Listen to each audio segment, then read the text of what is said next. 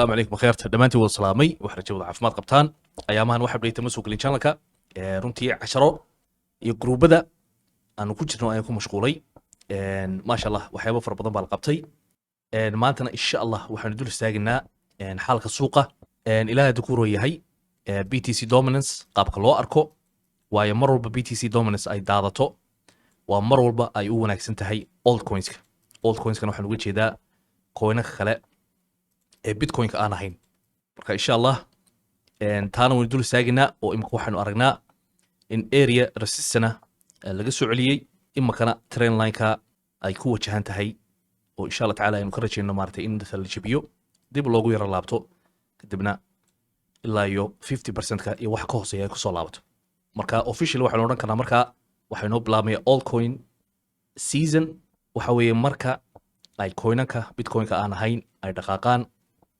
oo meelo wanaagsan ay gaadhaan marka qof walba coinkiisa ha adkayso DC ha ku sameeyo haddii la soo daadiyo suuqana waxa maartay mar walba inagu waajiba lacagaha in la kala qaybiyo oo mar walba uu fursad ina siiyo qayb kamid ah lacagta la soo geliyo si aynu waqtiga aynu uga faa'iidno insha Allah waxaan ku sii soconnaa taxliisheena ku saabsan USDT dominance-ka haymanada lacagta USDT-da ay ku leedahay suuqa mar walba oo la soo daadiyo suuqa runtii waa ugu wanaagsan tahay taa macnaheedu waxa weeye in lacagtii ay dib ugu soo laabanayso suuqa oo dadku coinka ay ku iibsanayaan waxaan ka arki karnaa areadan oo muhiim ahayd oo markii hore laga laabtay in la soo jabiyay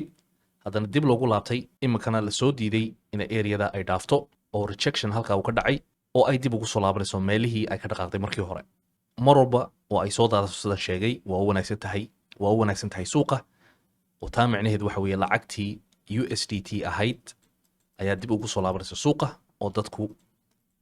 ay dib ugu iibsanayaan coinka runtiina maalin hore waynu ka hadalnay coinka intooda badan 50 to 60% in la soo daadinayo waana la soo daadiyay walaalo far badan oo luqayga la soo xiriir waxaan leeyahay hambalyo oo maalinka galay suuqa insha Allah tacaala waxaan rajaynayaa inuu ilaahay inay barakeeyo lacagta aad ka sabayseen imikana waxaanu arki karnaa USDT dominance in runtii areada lagu soo celin karo halkaa ay ka samayn karto baatanka ah double bottom taana maartay si wanaagsan baynu la socon doonaa iyo areada ay ku soo wajahan tahay waxay ka samayn doonto siro kooban haddaynu dul istaagno bitcoin-ka runtii dhaqaaqan iyo soo daadashada waynu ka hadalnay inay ku qaadan karto bitcoin-ka ilaa 30% meelaha xaqiiqatanna 24 ilaa 25% baa la soo daadiyey haddaynu ku qiyaasno Fibonacci retracement-ka weekly-ga aynu ka eegaynaa sida halkan aynu ka aragno candle-kan 3 week ka hor samaysmay in areada 50-ga almost laga celiyey xaqiiqatanna dadka intooda badan waxay filayeen in lagu soo celiyo bitcoin-ka ilaa iyo areada 50,000 oo areadan markii hore ay ahayd meel higher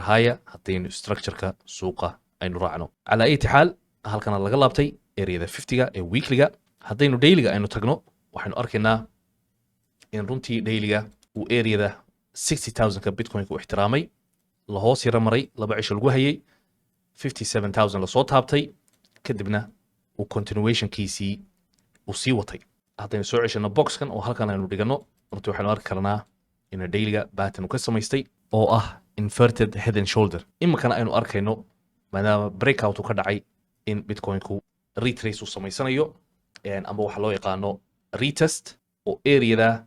66 u dhaxaysa ilaa 65 lagu soo celin karo kadibna waxaynu arkaynaa insha Allah qaabka uu areada ula tacaamulo maadaama hadda area resistance uu ku dhow yahay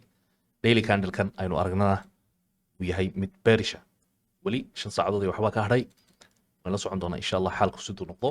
news fara badanna waa jiraan waa soo baxayaan newsada waxa maartay ugu muhiimsan newska ku saabsan Ethereum-ka oo laga hadlay shalay oo la sheegay 75% in SEC-du ay waafaqi doonto ETF-ka loo sameynayo saacado ka hor intaan maqaalkaasi aanu soo bixinna on-chain datadan waxa laga arkay 300 milyan oo dollar lacag gaaraysa in Ethereum lagu iibsaday kadibna maqaalkaas uu soo baxay dhowr saacadood kadib newsada muhiimka haddaan ku soo gabagabeeyo waxaan sugayaa berri runtii report aad iyo aad muhiima oo ka soo baxaya shirkadda Nvidia